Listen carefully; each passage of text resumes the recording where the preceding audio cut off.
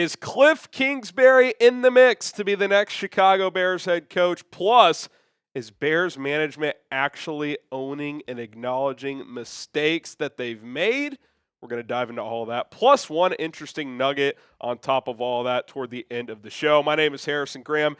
This is Chicago Bears Now, and listen, we're going to watch the final three games. We're going to be live. We're going to talk about the stuff that does matter with these last three games. But let's be honest. We're ready for the offseason, right? I mean, for goodness sake, it's the last time they won a game.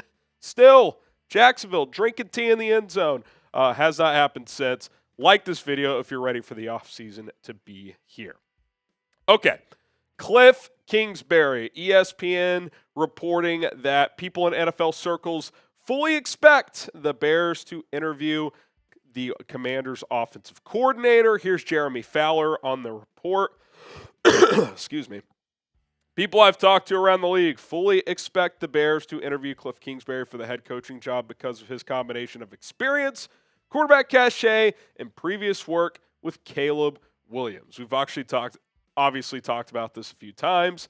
Kliff and Caleb overlap for one season at USC. Now, Kliff didn't have hands-on work with Caleb the entire season. He was like a senior analyst for most of the year, and then midway through the year, they promoted him, and he got more involved. So I do think it's a little overblown how strong this relationship is or is not. Obviously, I can't speak to the full extent of it, but it's not like it's the same relationship Caleb probably has with Lincoln Riley, right? I think that's safe to say. I don't think Kliff is the answer. For a variety of reasons. Should they interview him? I'd be open to that, I guess, and maybe he blows you away, and maybe Washington finishes super strong and he has a big hand in that, so things can certainly change. But I've seen Kliff Kingsbury be a head coach at the college level and at the NFL level. He's below 500 in both stops. Texas Tech, 35-40, his alma mater, and that's not an easy job, but you should be able to go above 500 there. Arizona Cardinals, 28-37-1. Not terrible. Certainly not bad. Took over a tough situation where they fired Steve Wilkes, one and done. It's not like he was atrocious there, but again, it's not like he lit up the league either. And I think what's really been glaring about Kliff's career, and it's kind of what he's been known for, is his teams, his offenses start the year out really well. First 7 games of the season, whether it's college or pro, his record as a head coach, 45-24-1. Game 8 and beyond, whether it's the NFL or college, 17-52. I mean, what does that tell me? That tells me that teams, once they get enough film on what Kliff and his football teams are doing, they're able to adjust.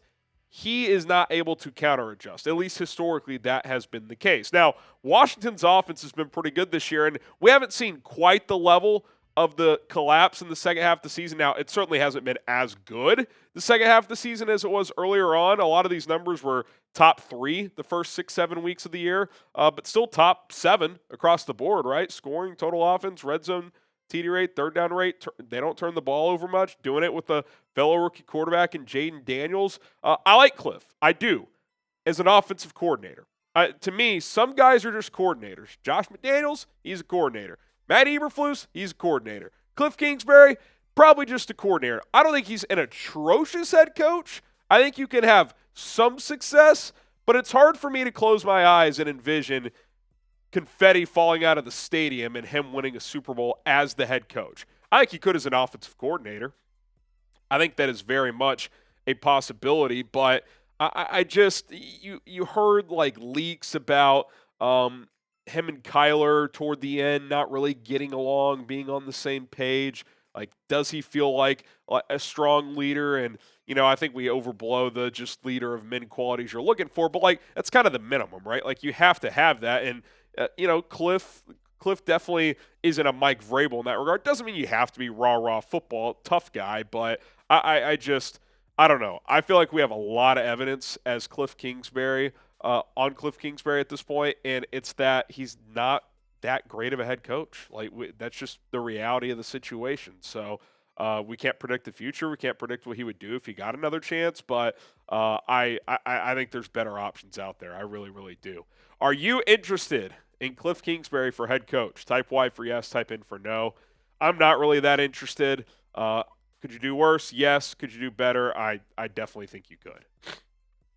All right, there's also another report out there that from Brad Biggs that the Bears' upper brass is starting to own their mistakes behind closed doors, and to potential head coaching candidates, agents, representatives, stuff like that. We are going to dive into that here in just a moment. But first, I want to tell you guys about our sponsor, Rocket Money. Listen, the holidays are here, and a lot of us spend a lot of money this time of year. And December in my family is typically a month where, you're kind of over budget sometimes. That's okay. That's why the other 11 months you gotta stay under budget. That way you're in a good position. Rocket Money is going to help you stay on top of your finances, not only on an annual basis and a monthly basis, but a daily basis.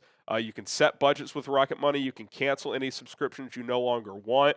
Once you sync up your bank account, it's going to list out every subscription you're paying for on a monthly or annual basis. You'll be surprised how much money you're spending on stuff you probably don't even use anymore. No one's telling you to cancel all the stuff you're using, but chances are you probably have 2, 3, 4 services you either don't use anymore or aren't using currently.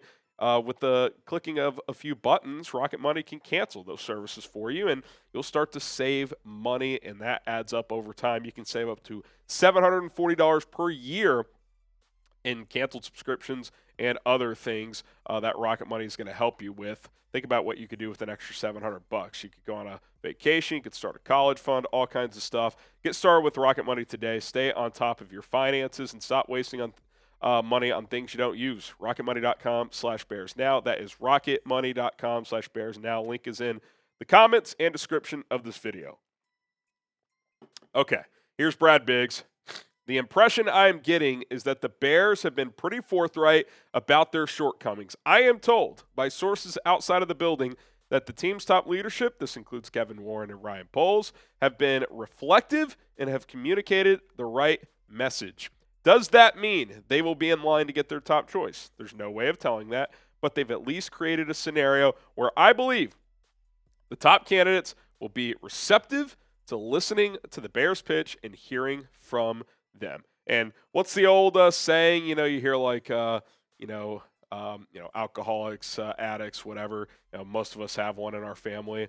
It's just the tough part of life. Is the first step to fixing a problem is to acknowledging one. Right? Well, appears they're at least doing that first step. The key to getting out of rehab and living a great healthy life the rest of the way is steps 2, 3, 4, 5, 6, 7. You got to get beyond step 1. So, round of applause. You're acknowledging there's mistakes. We all know there's been mistakes, but at least that's something. Now it's identifying the right coach, knowing what you're looking for, and hopefully picking the right guy. This is my updated head coach list from 5 to 1. Did a full video on this. If you guys want to subscribe and check that out. But it's you got to be able to sell this franchise, and it's a bit of a tough sell right now in terms of the organizational structure. What I don't think is a super tough sell is some of the pieces on this team. Caleb Williams, young talent on the offense. I still think there's a lot of talent on defense, although we'll take a look at the defense and some of the numbers in a sec. I think from the open job standpoint, the Bears roster QB situation is the most attractive. I mean, 41-year-old Aaron Rodgers, I don't think that's that attractive of a situation. Plus, Woody Johnson is a fucking nut. The Saints are in cap hell with no future at quarterback right now. I think even the most pessimistic view of Caleb Williams could look at him and say, well, this is something to work with. So I do think the Bears are attractive in that standpoint. If they can kind of pass the test to candidates of the organizational structure, GM, Warren, all that stuff, then, they should have a chance to get a really, really good coach in here. It's just about convincing these guys and picking the right one. All right. Got one more nugget to get to, but first, subscribe to the channel. We'll be live this afternoon, 4 o'clock Central, just like we are every single Thursday. Hit that subscribe button, turn on notifications. We got you covered here on Chicago Bears Now. Okay, the defense has kind of collapsed. I know we've kind of talked about it, and we've said, the last couple months during this losing streak, defense hasn't been nearly as good. But Courtney Cronin dropped some pretty shocking numbers that truly outline how bad it's been. This is since week 7. So games with Eberflus and then the last 2 without, obviously. And it's kind of funny. This is since the Hail Mary. They are dead last in QBR allowed, which is an ESPN stat out of 100, 68, which is very good for the quarterback, not for the Bears. Dead last in yards after the catch. That tells me bad tackling, bad effort at times probably. 32nd yards per completion allowed, too many explosives. 31st in QB's time to throw, no pass rush. 31st in first downs allowed per pass attempt, almost 40%. 31st in yards per drive, no 3 and outs. 31st in drives that result in points, almost half the time. 30th in pass rush win rate, which kind of goes back to that time to throw from the pocket stat they're giving up. I kind of came to this conclusion midway through the year, and it's definitely true now. Whoever the new head coach is, offensive guy, defensive guy, whatever, you've got to alter this scheme. No more just we're playing cover 2 and cover 3. We're just going to bring 4 90% of the time, and we need to, the way we get stops is bend, don't break. All 11 guys do their job. The reality is, in today's NFL, with all the rules tilted toward the offense, it is very difficult for all 11 guys to do their job, especially when you don't have a good pass rush. So what do you do to counter that? You blitz more. You show exotic looks. You stunt.